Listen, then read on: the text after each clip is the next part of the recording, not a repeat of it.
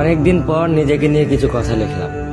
ধ্বংসের দিকে তাকিয়ে মুচকি হাসি দেওয়া অদ্ভুত মানুষ আমি।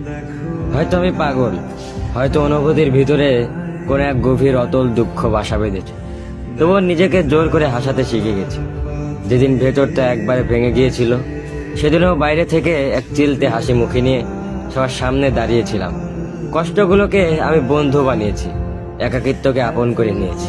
মানুষ ভাবে আমি হয়তো সুখী, শক্ত, নির্লিপ্ত, কিন্তু তারা জানে না প্রতি রাত আমার এক একটা লড়াই।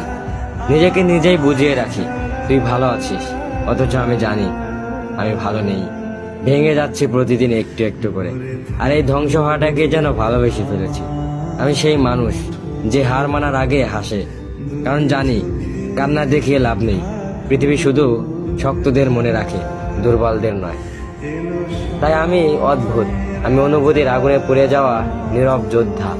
আমার জীবন কোনো সুখের গল্প নয়, এটা নিঃশব্দ বিপ্লব, যেখানে হাসির আড়ালে লুকানো থাকে হাজারো না বলা কথা, ভাঙা স্বপ্ন, হারিয়ে যাওয়া আমি।